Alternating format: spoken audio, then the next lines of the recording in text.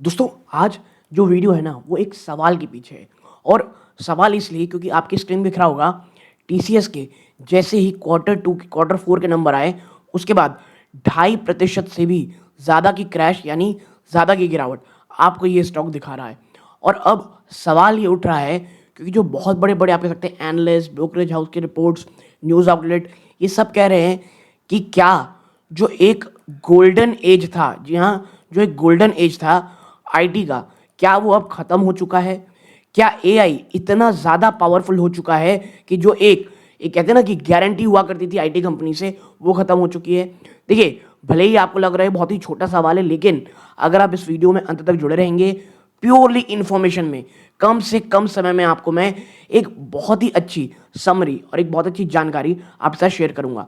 अच्छा, मैं भी इस टॉपिक पर ना बहुत ज़्यादा पढ़ना चाह रहा था, तो मुझे लगा कि आपके साथ भी ये पूरा का पूरा चीज़ें शेयर करनी चाहिए क्योंकि देखो आईटी स्पेशली जो लार्ज कैप आईटीज़ हैं वो बहुत ज़्यादा नीचे हैं और अब सबको ये लग रहा है कि भाई क्या यही समय है खरीदने का, और दूसरी तरफ लोगों को ये लग रहा है भैया तुरंत बाहर निकल जाओ क्योंकि अब ये वो आईटी सेक्टर नहीं रहा भारत का जिससे हम एक काफ़ी अच्छे रिटर्न की उम्मीद करते थे। अच्छा, मतलब क्या होता है गोल्डन एज खत्म होने का, इसके ऊपर चांस करेंगे क्योंकि देखो कईयों को लगता है कि यहाँ से कोई रिटर्न नहीं आएगा। नहीं, ऐसा नहीं है, रिटर्न आएगा लेकिन विथ अ ट्विस्ट।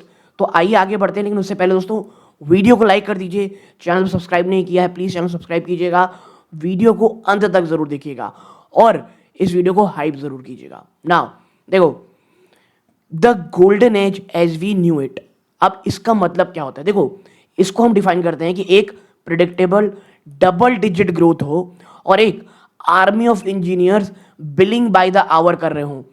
ये अनडिनाइबली ओवर हो चुके हैं, यानी पहला डबल डिजिट ग्रोथ आपको हर साल मिले वो बिल्कुल नहीं मिल रही है। इस बार भी आप कंपनी को नंबर देखो तो रेवेन्यू में 2.5% 1.5% का सिर्फ जंप है और जो एक बिलेबल आवर यानी जितने घंटे आप काम करोगे और वो भी 15-20 इंजन एक साथ लगे हुए हैं उतना आपको पैसा मिलेगा, वो एक पूरा एरा खत्म हो रहा है। ठीक है, तो मैं ये बात को एग्री करता हूँ बियर्स के साथ इस चीज़ में कि जो एरा था ना एफर्ट बेस्ड रेवेन्यू का, अब वो कोलैप्स हो चुका है। अब एफर्ट कोई नहीं देखेगा, रिजल्ट देखेंगे, वो भी मिनिमम आप कह सकते हैं किस चीज़ के साथ, बिलेबल आर के साथ। देखो, इससे भले मिनिमम आर कम होंगे लेकिन अब मार्जिन बढ़ते आपको दिखाई देंगे क्योंकि अब लोग ना एआई के नाम पे कम समय में हायर प्रॉफिट जनरेट करेंगे कम एम्प्लॉयज़ के साथ। देखो, जो सबसे बड़ा कल्प्रिट है वो है AI lead revenue deflation.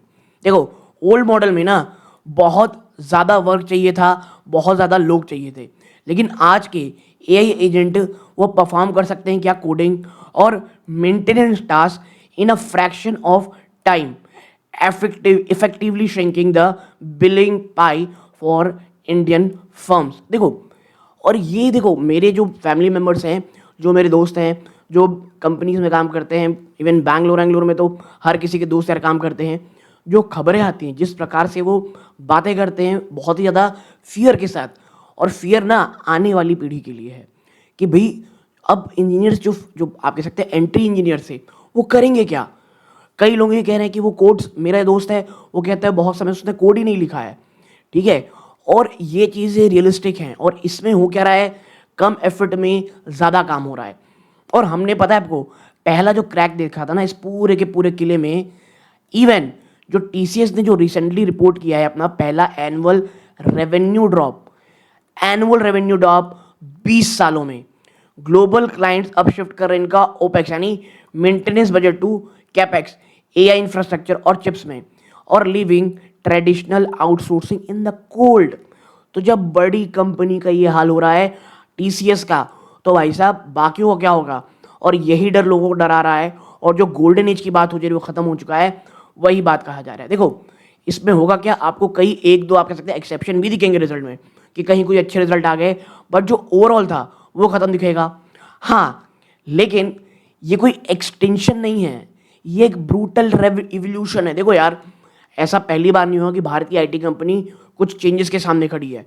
Dot com boom देखा हमने, जब क्लाउड में ट्रांसफॉर्मेशन हुआ था तब हमने देखा, 2008 के में गिरावट में देखा, बहुत सी चीज़ों को आईटी इंडस्ट्री झेलती आई है। तो ये भी मुझे लगता है एक इवोल्यूशन है। इंडस्ट्री अब धीरे धीरे मैन पावर टू मार्जिन की ओर बढ़ रही है, टुवर्ड्स आउटकम वैल्यू में, ठीक है, यानी जो मैन पावर टू मार्जिन की बजाय आउटकम टू वैल्यू में। वाइल जो 30% का जो लेगेसी वर्क था वो रिस्क में तो डिफ्लेशन की, लेकिन एक नया 300 से 400 बिलियन एआई का मार्केट अब ओपन हो रहा है। जो नेक्स्ट चैप्टर है वो उसी फर्म को बिलोंग करेगा जो प्रोप्राइटी एआई प्लेटफॉर्म को सेल कर पाएंगे रेदर देन कोई चीप लेबर। जो गोल्डन एज थी ना हेड काउंट की, वो खत्म हुई है। देखो, गोल्डन एज जो थी हेड काउंट की वो खत्म हो रही है, लेकिन but the iron age of high end AI native consulting, ये तो अभी शुरुआत हुई है। तो जो इस एआई नेटिव की ओर जब से जल्दी अपने क्लाइंट्स को आप जैसे ऑफरिंग देगा, वही इस गेम को जीतेगा।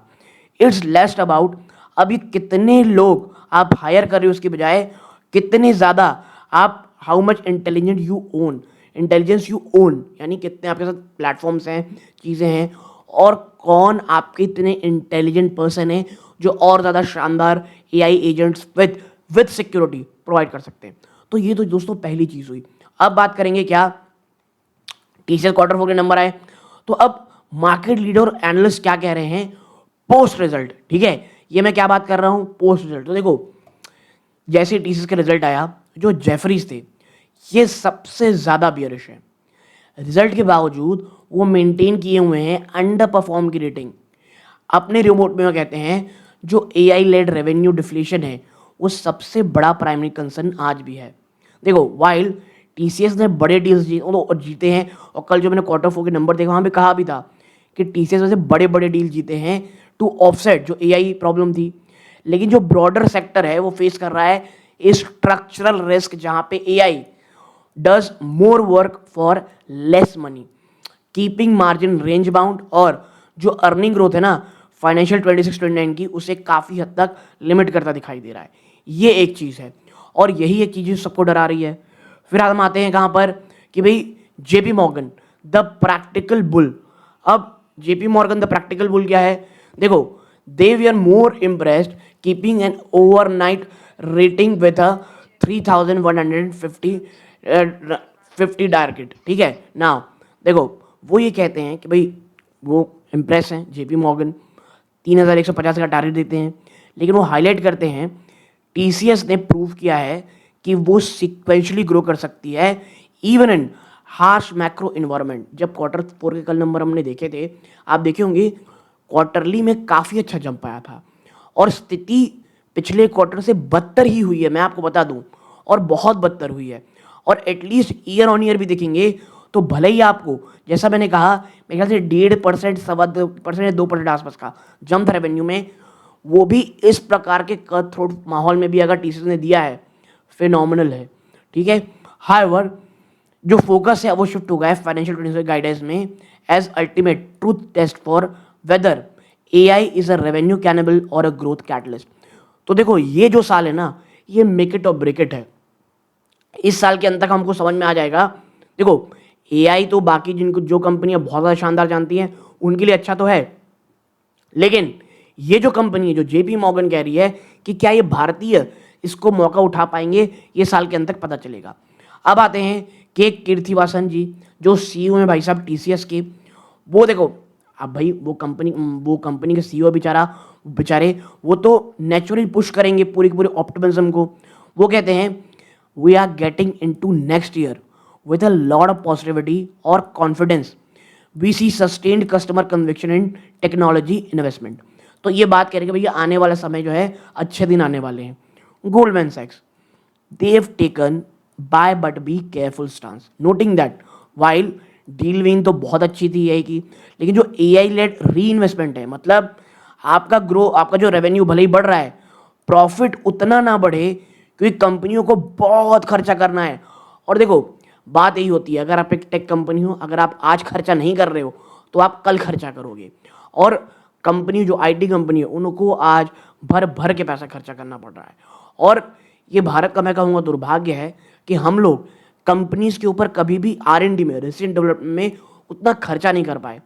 मुझे ऐसा लगता है भले ही लोगों को जो आप कह सकते हैं सैलरीज थी उसे काफ़ी हद तक कम करना था, थोड़ा इंफ्रास्ट्रक्चर में ज़्यादा पैसा लगा लेना था, क्योंकि देखो जो आईटी एम्प्लॉय बेचारा काम कर रहा है वो भी बहुत ज़्यादा परेशान है आने जाने वाले समयों में, क्यों परेशान है वो आने जाने वाले समय में? भैया टाइम इतना लगता है, खर्चा उसे भी करना रहता है, तो उसको भी सैलरी बढ़ानी थी। हमने कोई भी R&D और इंफ्रास्ट्रक्चर में डेवलपमेंट नहीं किया। ये दोनों एक दूसरे से रिलेटेड, किसी और वीडियो में बात करेंगे। बट अभी हम आते हैं अपने टॉपिक के ऊपर ही कि भाई जो गोल्डन एज है, वो जो हम कह रहे हैं ना कि आप कह सकते हैं जो बात थी वो अब ख़त्म हो चुकी है। तो ये पूरी जानकारी थी, आप लोगों से शेयर करना था कि प्रॉब्लम क्या है, कि कौन क्या कह रहा है इवन पोस्ट TCS रिजल्ट। अगर आपको ये छोटा सा वीडियो अच्छा लगा हो लाइक कीजिएगा, चैनल सब्सक्राइब जरूर कीजिएगा। ये इस वीडियो का अंत है। जय हिंद।